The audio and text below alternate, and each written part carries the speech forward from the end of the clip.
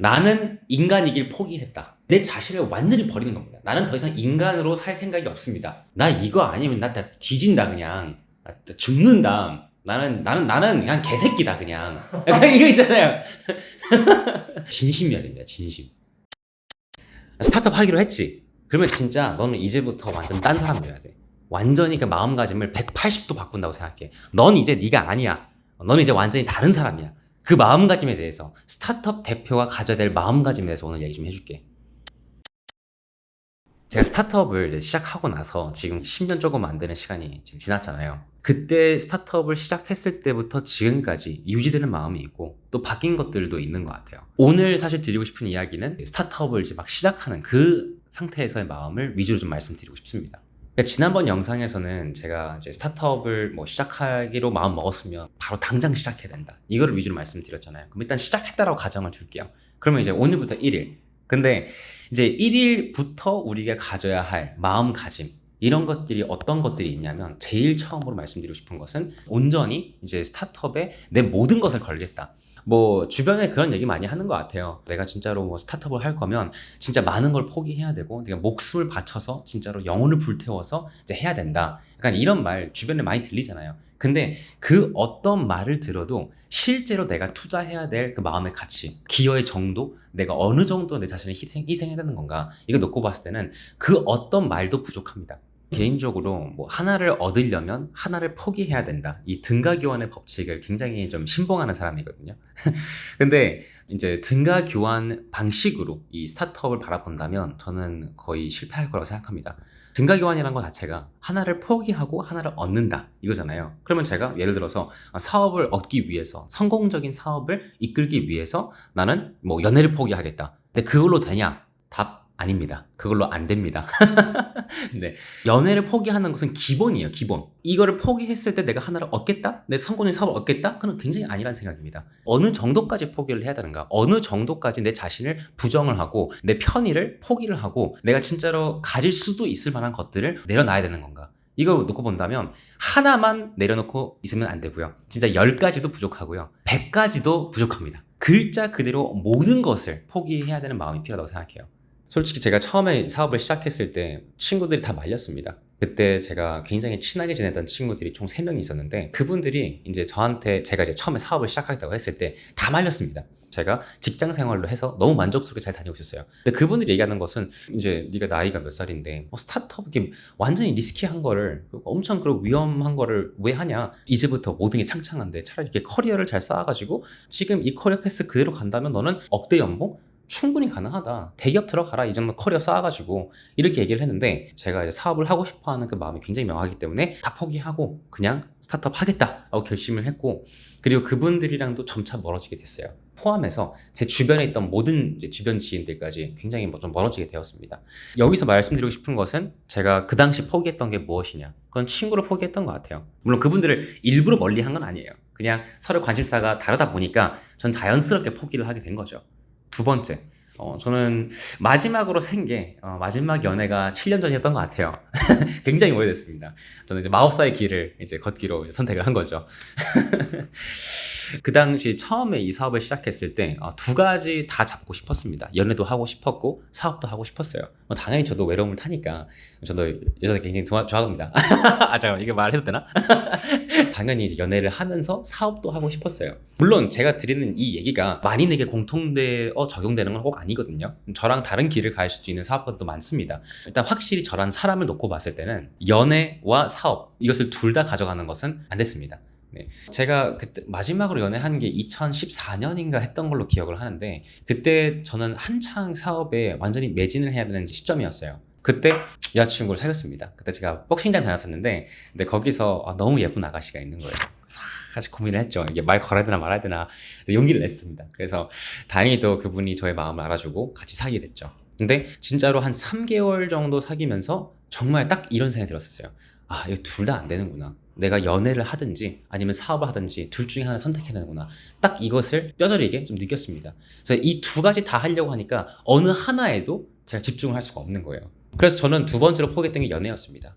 그다음에 세 번째 포기했던 것은 편이라고 해야 될까요? 당연히 안정적인 직장이 있으면 제가 조금 더 여유롭게 생활을 할 수가 있고, 또 제가 먹고 싶은 거 좀 먹을 수 있고, 뭐 제가 놀고 싶을 때 좀 놀 수 있고, 물론 이제 일할 땐 일을 해야겠지만 뭐 주말이나 이런 것들이 보장돼 있잖아요. 이런 편의, 이 편의를 100% 포기를 해야 되는 것이 돌이켜 봤을 때 바로 스타트업 대표의 마음가짐이라고 생각합니다.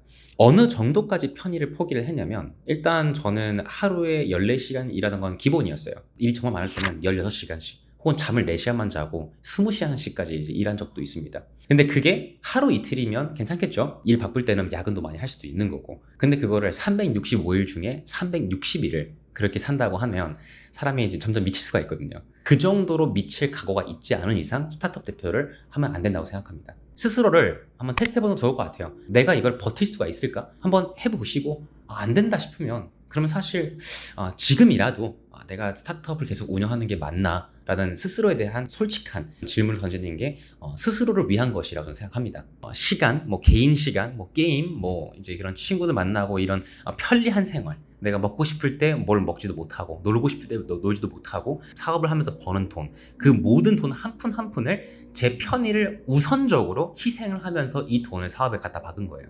이런 마음이 반드시 필요합니다. 그래서 세 번째가 이제 편의를 포기했던 거고, 너무 많이 있으니까 하나만 더 말씀드리면 안정성이었던 것 같아요. 안전성과 뭐 안정성, 보장된 미래, 어떠한 그런 안위라고 해야 될까? 안위? 편의랑은 좀 다른 나의 안위, 포기를 할 수밖에 없었던 것 같습니다. 이 얘기는 굳이 뭐 길게 얘기를 안 해도 무슨 말인지는 충분히 이해할 것 같아요. 스타트업을 해가지고 내가 모든 것을 다 투자를 했음에도 불구하고 상식적으로 생각할 수 있는 모든 것을 다 포기할지언정 실패 가능성이 굉장히 높아요. 정말 스타트업을 하시는 분들 중에서 성공 사례들 밖에 안 나오잖아요, 뉴스를 보면. 근데 그분들 외엔 정말로 저희가 보지 못하는 엄청나게 많은 실패 사례들이 정말 완전히 깔려 있습니다. 그거를 생각을 해야 되는 것 같아요. 이제 내가 스타트업을 하는 것은 내가 원해서 하는 거고, 나는 얼마든지 아무리 많은 걸 포기하고 아무리 노력을 해도 운이 안 따라주거나 인맥이 안 받쳐준다거나 여러 가지 부족한 것들이 있을 수 있죠. 근데 얼마든지 안 될 수가 있다. 얼마든지 나는 빈털터리가 돼가지고 다시 0이 되는 게 아니라 마이너스가 될 수도 있다. 나는 빚쟁이가 될 수도 있다. 이런 안위, 보장성, 안정성과 안전성, 이 모든 것들을 과감하게 포기를 해야 됩니다. 이제 좀 느껴지시죠? 왜 주변 사람들이 뭐 이제 스타트업을 하면 정말 목숨 걸고 해야 된다 이렇게 말을 하지만, 정말로 그게 피부로 와닿는 것은 좀 다른 얘기인 것 같아요. 목숨을 건다는 게 정확히 무슨 뜻인가? 제가 말씀드린 이 4가지 외에도 수두룩합니다. 근데 그거를 전부 다 포기를 할지언정 성공할 수도 있고 얼마든지 굉장히 높은 확률로 실패할 수도 있다는 거예요. 그런 마인드를 저는 이렇게 말씀드리고 싶어요. 스타트업을 무조건 부정적으로 바라보는 게 아니라 이 모든 걸 포기했을 때 얼마든지 또 반대로 성공할 수가 있다. 내가 정말로 이걸 붙잡고 내가 많은 걸 포기하고 정말로 노력을 쏟아보면 얼마든지 성공할 수 있다. 그 긍정의 힘이 수학적으로 봤을 때 1%? 0.1%가 될 수 있죠. 그 인산인해 같은 스타트업 중에서 얼마나 적습니까? 정말 소수잖아요. 근데 저는 얼마나 긍정의 힘을 믿냐면, 제가 정말로 믿잖아요. 성공할 거라고 정말 믿잖아요. 그럼 0.1%가 100% 됩니다. 이거는 과학적으로 설명할 수 없어요. 수학적으로 더더욱이 설명할 수 없습니다. 근데 저는 다시 말씀드릴게요. 정말로 믿음이 있고 무조건 이루어졌다라고 확신을 하고 내가 매일매일 최선을 다해서 많은 것들을 포기하고 살잖아요. 그러면 수학적으로 0.1%의 확률이 현실적으로 100%가 된다고 생각합니다. 아무튼 그래서 뭔가 스타트업 대표의 그런 마음가짐에 대해서 얘기 나누고 있잖아요. 그리고 그분들이 가져야 할 태도, 그런 마인드셋 이런 것도 얘기하고 있는데, 좀 약간 부정적인 뉘앙스로 말씀 많이 드렸던 것 같습니다.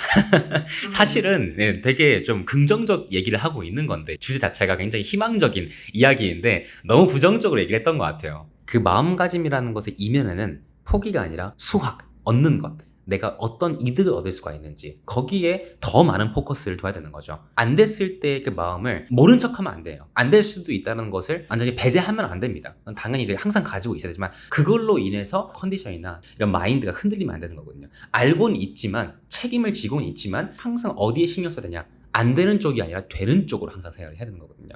이제 얻는 거라고 했을 때 너무 많죠. 뭐 정말 돈은 물론이고 주변에 나를 믿고 따르는 직원들, 긍정적 영향을 같이 나눌 수 있는 어떤 공통된 목적을 향해서 달려가는 엄청난 팀, 그리고 삶의 보람, 진짜로 후회되지 않는 삶, 이런 것들은 돈 주고도 못 사는 것들이에요. 정말로 얼마만큼의 돈을 준다고 하더라도 말로 표현할 수 없는 보람, 이것이 우리가 얻는 것입니다.